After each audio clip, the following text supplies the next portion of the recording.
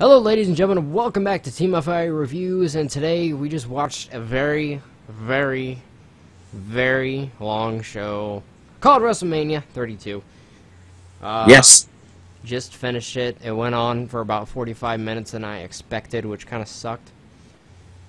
So about... It ended at dawn. We should be happy, proud of this achievement. We stayed up this long to watch wrestling. Yeah, which, I watched it for about 7 hours. The kickoff show was 2 hours, which I guess you could have skipped, but the actual Wrestlemania show was about 4.5, a little over 4.5 hours.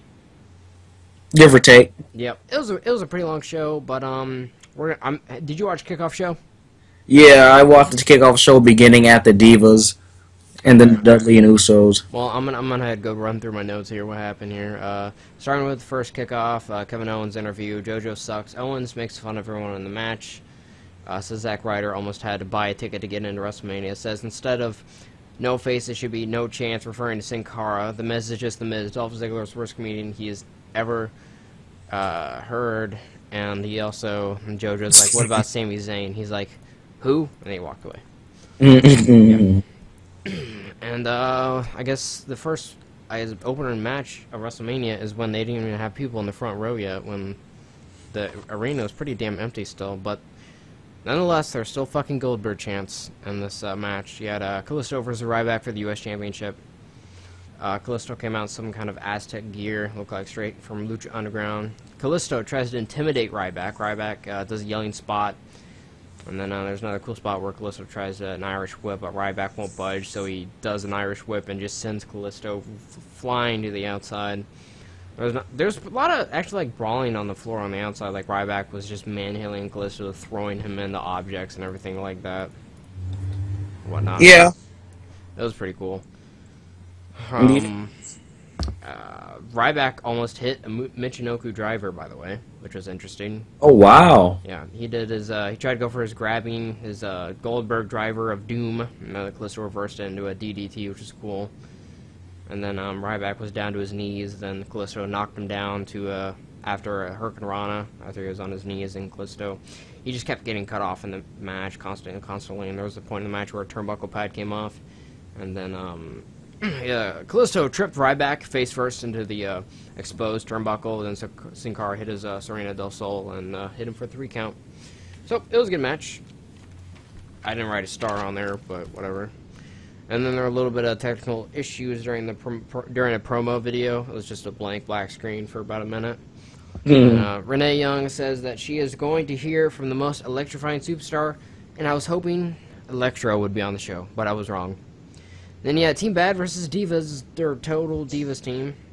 Did you want to say anything about this match?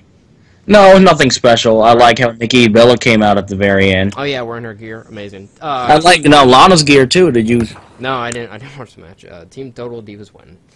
Lead a special announcement. She had a table with a red little blanket over it. She named off a bunch of women wrestlers of the past, even Jackie. She says it was the evolution tonight, pretty much, of women's wrestling, and she unveils the WWE Women's Championship, says the winner of the Triple Threat will receive the new championship. Do you want to say anything? Because I know some people are trying to debate whether Jackie is deserving of a Hall of Fame spot. She deserves it. I think so. A lot of people don't understand that or didn't even grow up watching her like I did. But just long story short, just look at her resume and you tell me. If anything, she's one of the most deserving females in the entire Hall of Fame. What about Jazz? Jazz? I wouldn't say that. Ew, she's rough and tough. She's like the female Another China. What was the one girl's name? Nikki Bass? Nicole Bass? Nicole Bass, yeah. Oh, gigantic China. Yeah. And then we had the Usos versus the Dudleys. They missed about 30 seconds of the Usos' entrance as they were already out in the ring and their music were playing, so it was kind of weird. They started brawling 2-on-2 in the ring, and they didn't even try to like lock up. They didn't wait for the bell either, which is kind of cool because seeing how it's almost like a blood feud, but not really, I guess, because this feud hasn't really been touched up on, as I recall. At all. And I guess the Dudley they turned face again. They're going to use the tables again. Oh, yeah, yeah. They're like, at the beginning of the match, they're like, oh, the Dudleys refuse to use the tables because they don't want to give the fans what they want, but it ended up trying to use the tables at the end. And when those Dudleys pulled out the tables, people were fucking cheering. And when the Usos turned it around on them, massive boos. Massive boos for the fucking Usos. But even the table spot itself was brought out by boos. Pretty much, Devon gets pinned after a super kick. Yep. Yep. Super Looked like Devon's jaw got jacked by that super kick. That was really impressive. It was a pretty good match. I liked it. And then you had a little kickoff panel thing. They're talking, and you could hear the entrance music. And Michael Cole comes out, and there's just massive amount of fucking boos, which is crazy. There were so many damn commercials heading into this fucking show. Oh my god. There were. Yeah, the show actually started. The Fifth Harmony, they sang "America the Great." I think the song is called. I'm not too sure. Yeah, and what did we get here? America the Beautiful. Yeah, is that it? I don't know. Yeah. Okay. Oh, god damn it. Okay, at 05, I'm still watching commercials. At 07, still commercials. Finally! I like 08 for me. Intercontinental Championship goes on. Ladder match. Dolph Ziggler, The Miz, Sami Zayn, Stardust, Sin Cara, Zack Ryder, Kevin fucking Owens. This match was a good ladder match. Great ladder match. Yes, it was very good. Sin Cara actually came out as Hayabusa. Yes, he did. Owens got the most cheers. Owens, I like his new red ran out of coat. the ring, and then Kevin Owens just taunts as if he cleared the ring himself. And then Yeah. he played like King of the Mountain there for a minute and just kept everyone out of the ring. But when Just Zayn Louis. gets in, man, they fucking pounded on each other. And the crowd went nuts for it. Yes, they're trying to keep those guys away right now, but I'm loving every little bit that they're giving us between Yes. Owens and Zayn. They're doing a pretty good job so far. Yeah. Then The Miz sets up a ladder. It's closed.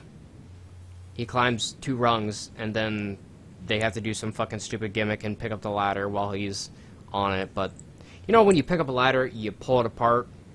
Yeah, they were just pulling it. Yeah, they just... He, for whatever reason, as if tried to open it a little and then tried to climb up the ladder for whatever reason. Apparently trying to save time. Yeah. Or it was just trying to create the spot, which was dumb. Yep. A dumb reason. Yeah. Everyone did a bunch of moves on each other. Owens yells at Zayn. He yelled at him to go back to NXT, that this is WrestleMania.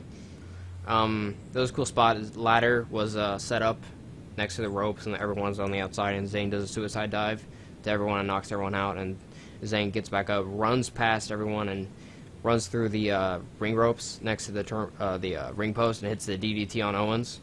Amazing. And then Sin Cara does a flip off of this ladder. Like, he was on top of the ladder, someone pushed him down, he bounced off the top rope, and no one fucking caught him. His back just slammed into the goddamn concrete. And then, Yeah, you would wonder if he's going to need 9 back surgeries now. Yeah, he's certainly taking the Hayabusa gimmick to heart. Yeah. Then Ziggler started super kicking everyone. Ziggler and Owens, they super kick each other at the same time. And then Stardust, he pulls out the polka dotted ladder, and then, which was kind of cool for a minute because he put it on top of his head and pulled the funk gimmick, and everyone ran into it really badly, except for Zayn. And then Owens picks up the Dusty Rhodes ladder and just tosses it out like a dick. And then Zayn and Owens get back on each other, start fighting, and then fuck, this was a good spot. And we had the ladder up against the ropes here. Owens put Zayn on this ladder against the ropes and just did a splash, frog splash from the top rope. A And just 500 crushed this poor pound fucker. crushed him. Destroyed his chest and made him cough out his own organs. Yep. Then we get Ryder. He actually did like a Macho Man elbow on the Miz from the top of a ladder, Which I thought was impressive, Yes. given who Ryder is. And then Owens tears Ziggler down from the ladder into a powerbomb, which was a cool spot. Owens pushes the ladder and dumps Sin Cara on the outside through a ladder that Stardust was on and broke the ladder. I didn't even see Stardust get set up on that ladder, but okay. Yeah, I didn't either. And Zayn and Owens get an exchange on top of a ladder. Owens just throws Zayn off, and Zayn hits an inverted T-bone suplex on Sami Zayn, and just Owens' like neck just looked like he just got crushed inside one of those the ladder rungs there. It looked like he died. He looked like he really got Hayabusa right there. Yeah. Now it looks like he's trying to be the next Hayabusa. Zayn climbs and climbs and climbs, and I legit thought he was going to win it here for a minute, and then the Miz comes out and pushes him down, and then the Miz takes his time. He sets out across the ladder, and he's being a dickhole about it, and Zack Ryder just comes out, pushes him down, and grabs the belt, and wins. I was so happy. Zach, you could see the emotion on Zach's face. Yeah, Like, he I ended up know crying. people say that all the time about how much it means to them, but that meant a lot for Zack Ryder. Yeah, for how long he's been here? For almost 6 years, about 9, 8 years or so he's been here. This is one of the first real belts.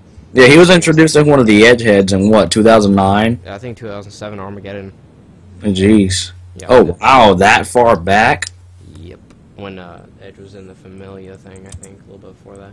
Well, really great match. He celebrated with his father afterwards. And I'd say I'm really glad he won, but I think it was kind of the wrong time. It wasn't time for Zack Ryder. I think that Owens and Zayn was just really hot right now. Yeah. Zayn was definitely hot after that Nakamura match and could have really capitalized after it, but hey, Definitely. if I think it'll work still. So Can't win them all. yeah, I think this was I'd go 3.5 stars on that match. I say 4. I really, really, really did like that ladder For a match. ladder match, it was very fucking good. Like a lot of ladder matches you never you see they're not that good ever, which is kind of sucky, but hey, it's true. I think it's up there with one of the best. Now, the Money in the Bank matches are the ones you'd expect to be up with the best, but they usually are very, very lackluster. But I think the WrestleMania ladder matches just make up, especially the one last year. But yeah, I think it was a good match, really good match.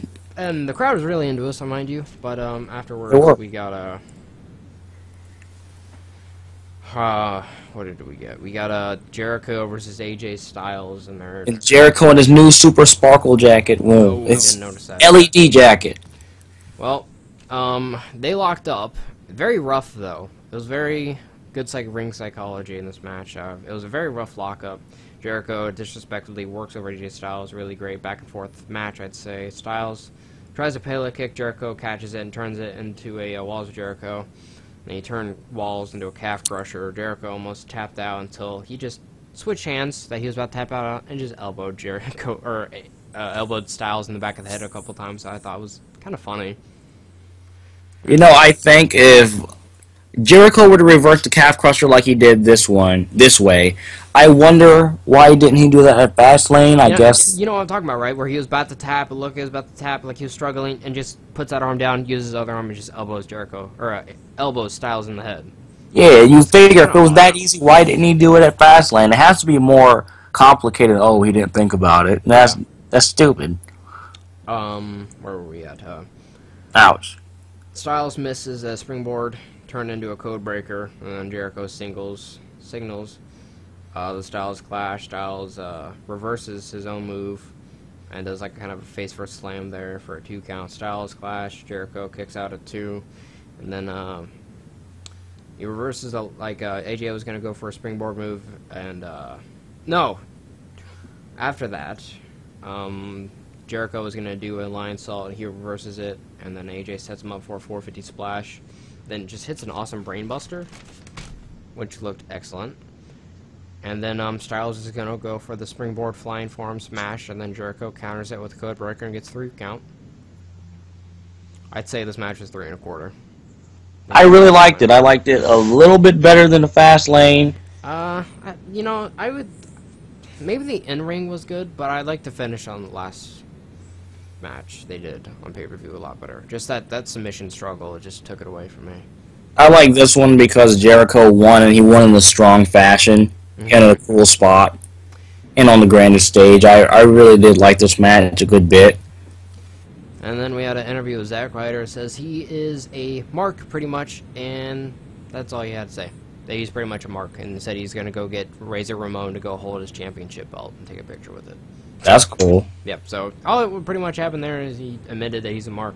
We got the New Day versus the League of Nations. Giant Bootios box drops down, and what does the New Day come out dressed up as? As Saiyans from Dragon Ball Z with the new Frieza style, old style Rit armor. And then Eden announces it's only in a 6-man tag team match, where I think a lot of people thought it was going to be a handicap match. Yeah. I guess this was Bad News Barrett's send-off match. You could say so, if the rumors are true. Yeah. Well, the New Day immediately starts their kicking little stampede on Sheamus, and Sheamus makes his comeback by the New Day fucking around too much, and they got distracted by themselves because they wanted to fuck around too much. So it's interesting. Dragon Ball Z is real. Yes, Byron Saxton then compared the New Day to the Globetrotters. Amazing. Alberto, Sheamus, and Rusev effectively working over Xavier Woods. And then Rusev does an awesome running super kick to Big E on the outside. A hot tag to Kofi. Kofi hits a double boom drop on Sheamus and Rusev. Then you get a up down chant. Yes. Then Big E does a spear to the outside on Sheamus and Rusev.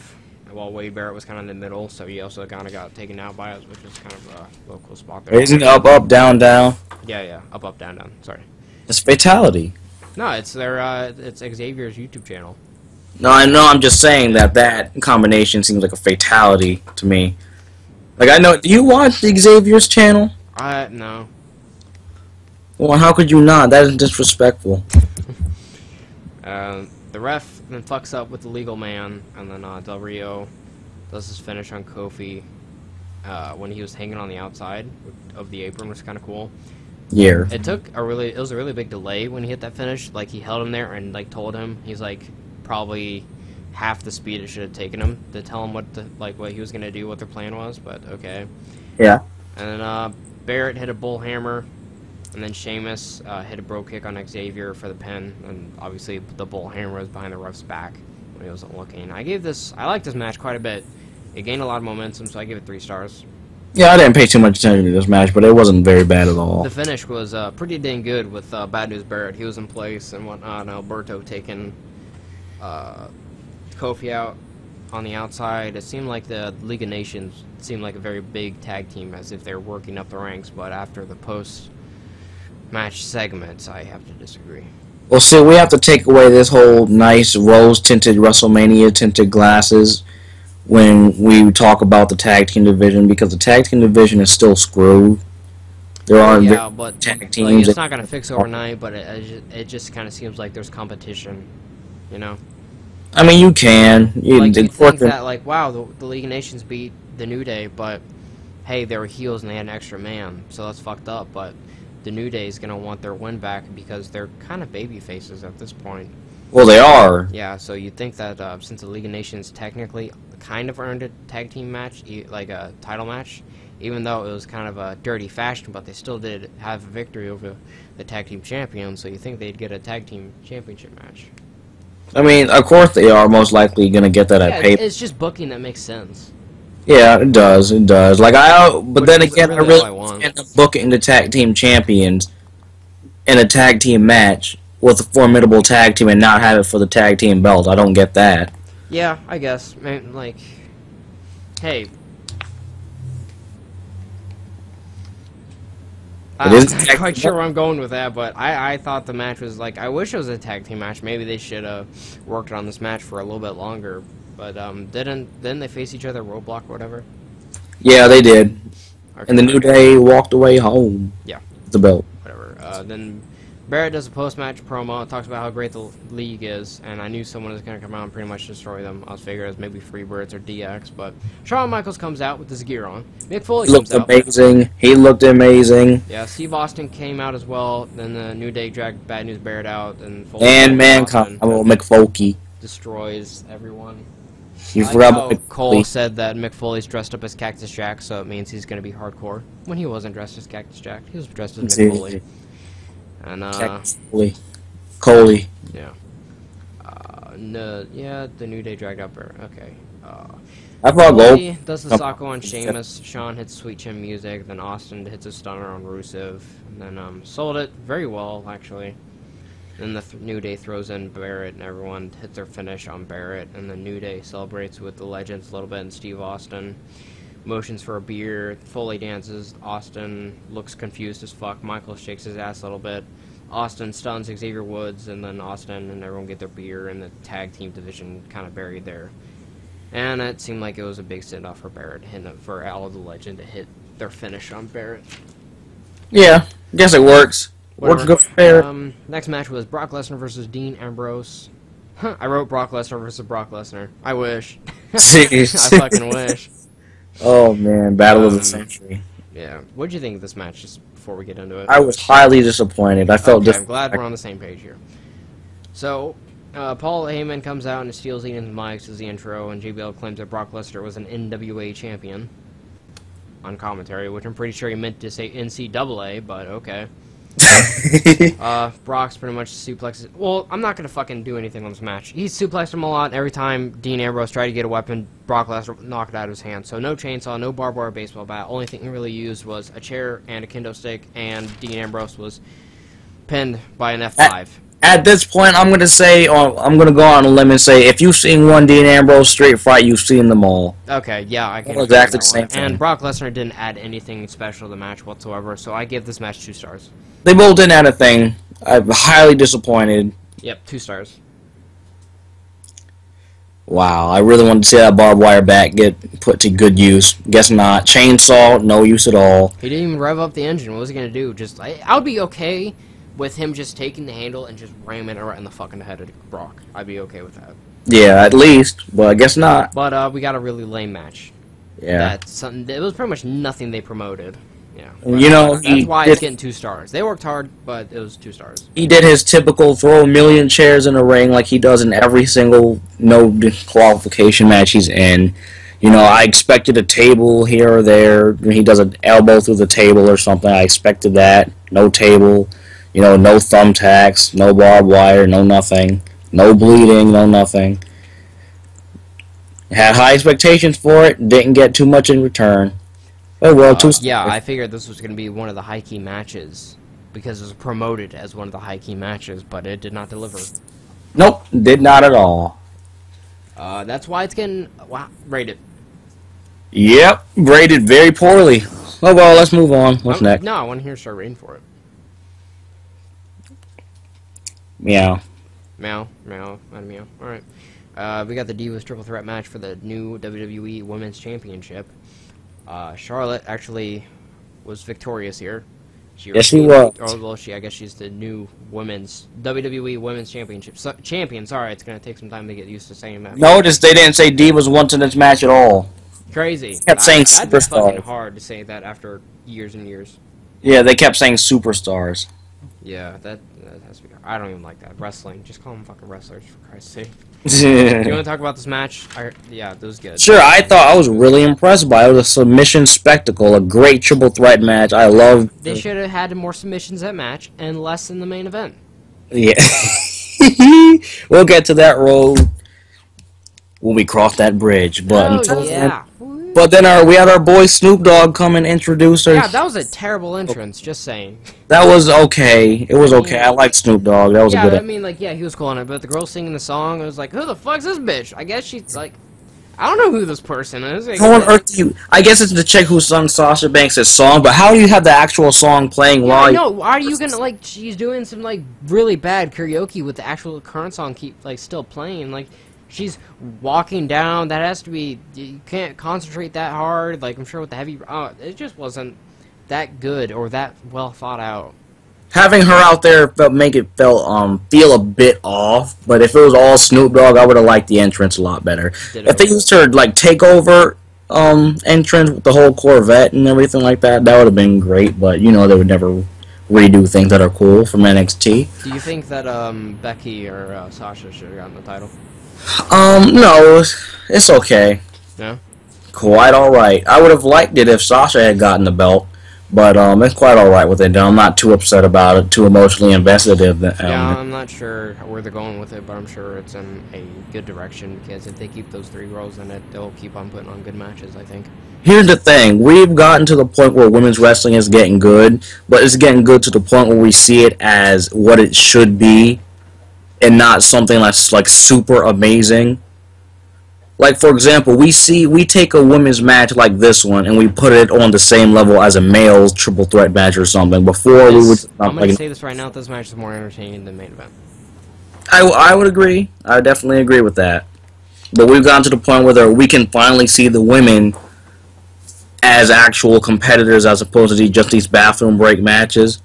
Yeah, yeah. Because the women can go. They've proven that. But the other women, like the whole Brie Bellas and your Divas crew, your Total Divas crew, and your Lanas and not great much of them Those know why need to they go. still think it's okay. We're still in the day and age that I think, well, if they're really pretty, that means the crowd's just gonna fucking love them. Even Yeah, though, that needs to go. I would just love if they just threw them all in a trash compactor and just got a whole bunch of indie women and just threw them in there. there you go. Well, triple threat was good, and then we had the spectacle of Shane McMahon versus The Undertaker at Hell in a Cell. The placement of that match was really weird. I didn't expect it to basically be at the middle of the show. Yeah. I thought this match had pretty good ring psychology at the beginning. Shane McMahon comes out, which seemed kind of weird. His three sons also came out, and they tried doing the Shane shuffle and didn't do very good. But Taker really had nothing special in the entrance, just a lot of pyro. His nice new jacket. He did have a nice new trench and coat. some new pants as well. Yeah, some new studded pants. Like his pants were studded and the bedazzled. His stuff was First bedazzled. move that's in this match is Shane attempting a bicycle kick. Yeah, the broke kick. He tried to end it in 18 seconds. Yeah, he did. I don't know what the fuck. The camera angle was terrible at the very first hit, but holy shit. Like, I thought the beginning was very, very, very slow. Yeah, I thought it was very maniacal, but it kept me interested somewhat because Shane, it kept seeming like Shane was kind of drawn in. Yeah. Like, the whole story of the match was him constantly fighting back to the Undertaker. I still can't buy into Shane being a formidable opponent for the Undertaker. I still can't. Like, I think it's a good match if you suspend your disbelief, but I still can't realistically buy into that. What was the better sell match, this match or the one 6 months ago with Brock? I definitely think Brock, because Brock was an actual opponent. He felt like an actual person who can destroy the Undertaker, and Undertaker felt like a force that could actually hurt Brock very badly. However, Shane, just say, oh, he had Muay Thai, Jiu-Jitsu, Muay Thai. He's been gone for, like, what, 7 years at this point? We kind of need to see a lot more than that than just you guys talking about how well he boxes and does Jiu-Jitsu. And even then, it's against the freaking Undertaker in his own match that he's made famous. So, I mean, he's kind of not even in his right element. Yeah, well, he's facing an opponent in his own element, and he almost loses. How do you do that to a non-wrestler who has not wrestled for almost a decade? Notable, Shane did a really terrible sharpshooter here. That was not... Okay, it looked... That was like an Irish curse. Started, no, it wasn't. I liked the way the sharpshooter looked in terms of how it was from the Shane's angle as opposed to seeing it from the back where the Undertaker was. He had propped Undertaker's legs up on his knees like he's supposed to. He didn't bend down very nicely, but he still had Undertaker's knees nice up there. His work ethic was a lot better than it was displayed on Raw. Definitely, yeah. He still didn't do very well with those punches, though. He just relied a lot on the selling and a few of those nice little tricky spots, like... But just throughout this match, you could just tell this guy was fucking jacked. Who, Taker? No, Shane. Shane was fucking huge.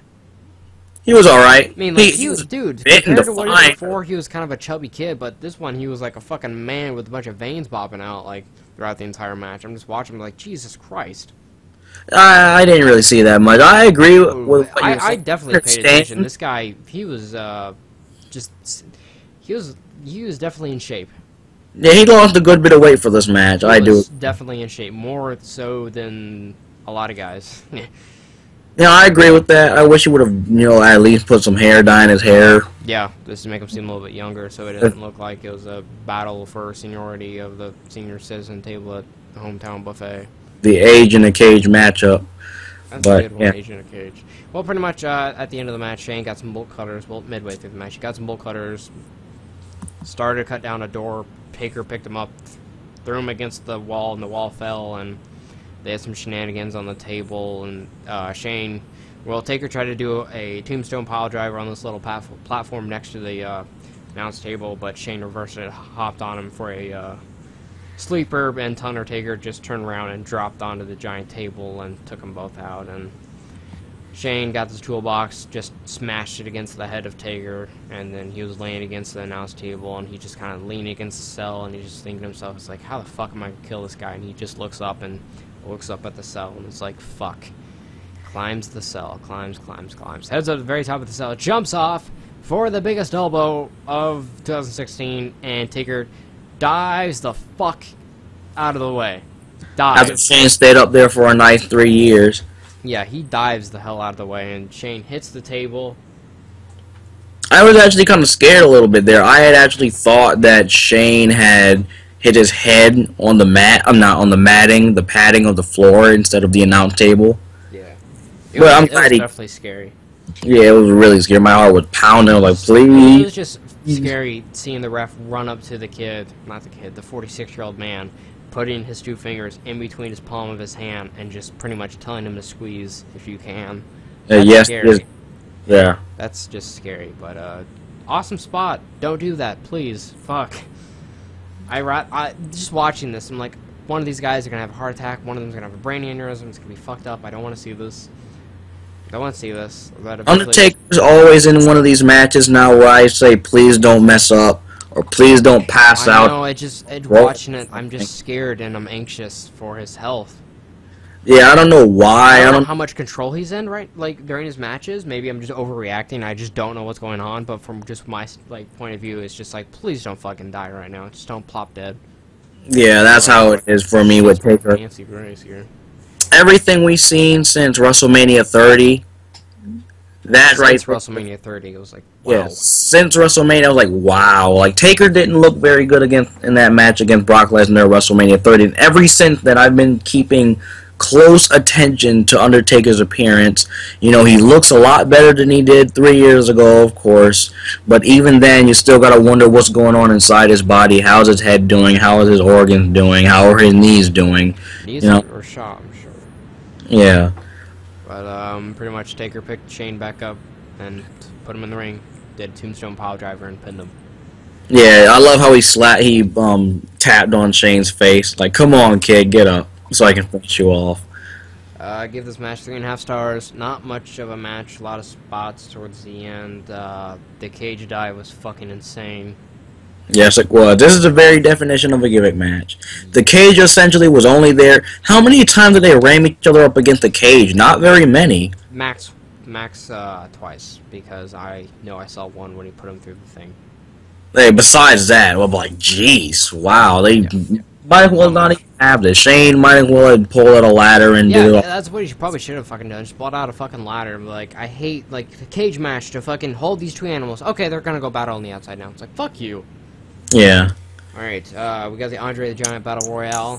Features such the likes of DDP, Shaq, Tatanka, excuse me. Tatanka and DDP really surprised me right there. Corbin. Well, I saw him first thing. I'm like, holy shit, because I knew that he was on a Legends contract recently.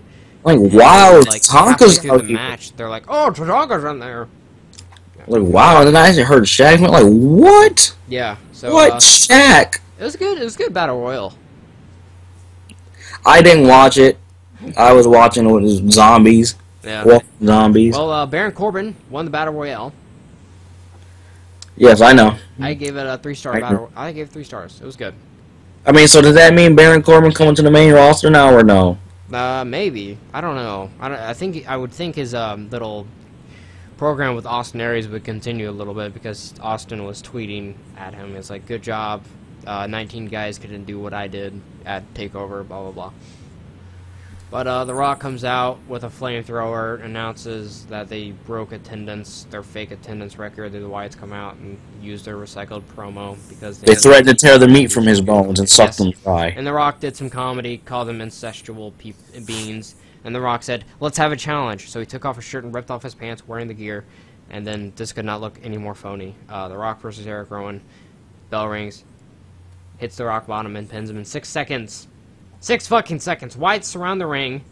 And then John Cena comes out to the ring and... Lord Cena. Yes, Lord Cena comes in, saves the day, hits a terrible 5-knuckle shuffle. They should have hit that fucking camera change a lot quicker on that 5-knuckle shuffle, because I can see about 17 feet between his fist and the top of Eric Rowan's head. But they hugged and celebrated, blah, blah, blah. And we're heading into the top of the 6th hour here, ladies and gentlemen, of fucking WrestleMania 32, the top of the 6th hour of this fucking bullshit, terrible, boring-ass main event. Roman Reigns versus Hunter Hearst Helmsley for the WWE World Heavyweight Championship. And then Stephanie, she's the queen of all Apocalypse. She's at the top of this thing. There's a bunch of people surrounding her with latches over their mouth because they're not allowed to say anything because she is the queen of everyone. She calls us stupid people. And we get this lame-ass, bitchy promo by her and says, this is Hunter Hearst Helmsley. Why is the champion coming out first, Savage? Well, because the real champion is coming out second. Okay, that makes no damn sense, but I always have a complaint that the champion always comes out fucking first in a lot of matches, but it's whatever, really. Well, Triple H's own ego crushed that. He wanted to say, oh, I want you guys to see how cool my entrance is this year. Probably. Well, his entrance was a lot better last year, in my opinion. Yeah, it was. Entrance was really fucking wacky. It made no sense to me. Like, why are they skulls? Or are they, like, dead or zombies? No, they're fucking... They're us. We can't say anything. We have to sit down and watch them. Like, that's weird. But they were skulls. Like, the one they showed in the video package were a bunch of mouth with ugly-looking guys with freaking taped mouths or whatever. Or things with latches over their faces. Yeah, they couldn't turn it off because they were us. We had to sit there in pain and watch this match. The actual dudes who had the belts were skulls. Yeah. So that's weird. So I don't like what's the whole. I don't know. Roman comes out, gets booed. He gets automatically fucking booed, and then for some reason, just the boo is just at its very small rate, and just his music goes up a lot higher. I wonder why. Could they perhaps have turned down the fucking crowd? No, the WWE wouldn't do that. Jesus Christ. Roman sucks chance. They start to work each other over. Steph distracts ref. Stephanie distracts the ref. Hunter hits a low blow. Roman sucks chance again. They start brawling on the outside. Reigns on an announce table.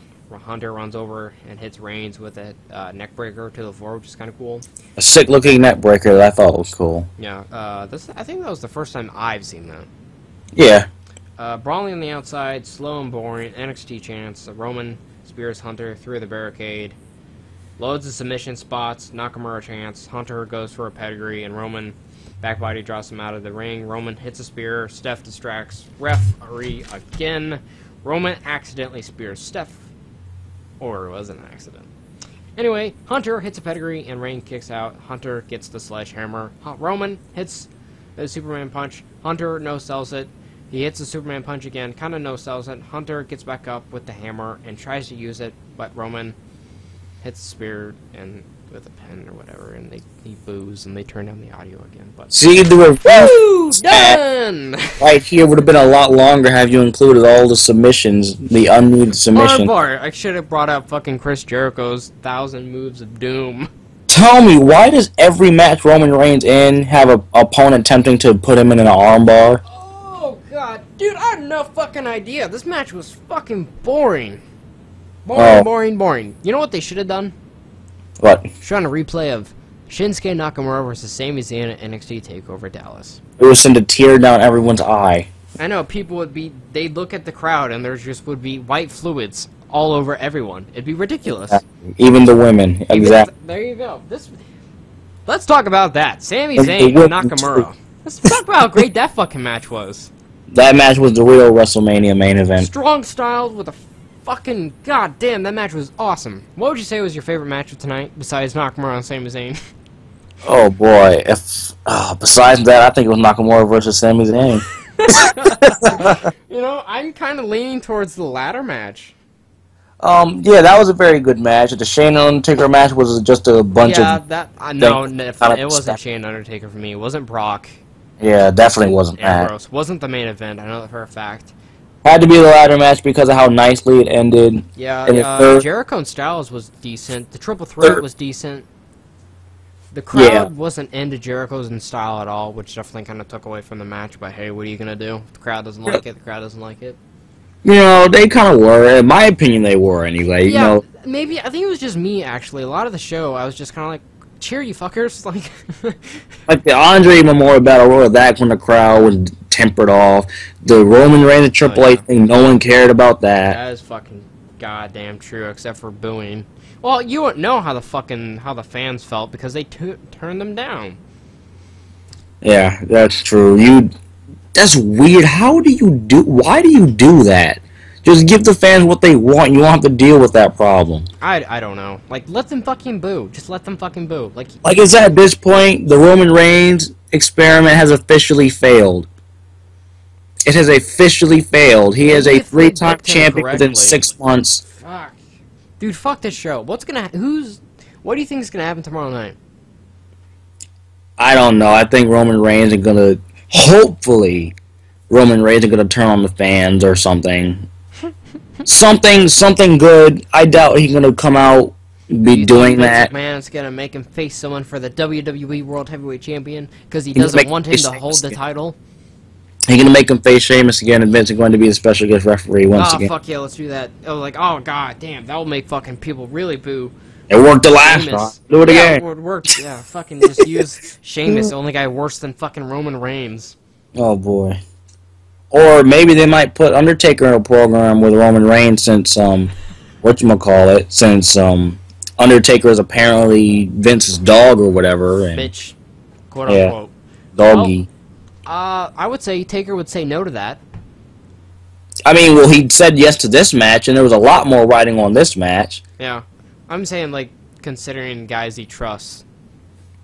Maybe Roman. I haven't seen Roman fuck up that much, but I don't know. I really don't see where... I mean, if you look at a face perspective or a heel perspective, who are there any challengers for the title anyway? Okay, besides I'm just Brock. gonna throw something out there, but don't have to take it seriously, but, Baron Corbin. Oh. Okay, that doesn't work. I said take it seriously. Okay, seriously though, Baron Corbin's not a bad heel. He's not a bad heel. He could just enter a short program with him, go out there, challenge him for the main event of Raw. I don't know if they're gonna do that, but I wouldn't be totally against that. Like, I like Baron Corbin to a certain degree. I think he's a good worker. He's a Kevin Owens with zero personality. Kinda, yeah, kind of. And he's a big guy, so you know they'd put him in the main event. The only thing kind of wrong with him is his hair's fading a little bit, and he's got a little bit of pudge around his tummy, but that's the only bad thing. You know what I could see? I could see Vince coming out with Baron Corbin and saying, "See, I have an opposite Roman Reigns." Yeah, pretty much. He's like, "Cheer him," and it's like, turn down. They're cheering. They're cheering them both. Okay, ladies and gentlemen, that was the WrestleMania 32 review. Thank you guys so much for watching. But Savage and I, we got some cutting of the wrist to do because classic WWE at it again. And make sure to subscribe down to our YouTube channels in the description. You can also follow me on Twitter at 97JonnyBoy. And Savage's Twitter handle is 109. Say it again. Dragon Tamer 109. Go follow him on Twitter. He uploads some great tweets and he tweets some great videos. Yes, I do. I tweet good videos. Alright, guys. Have a great night and get some sleep after that fucking really long show. Good morning, everyone. Goodbye.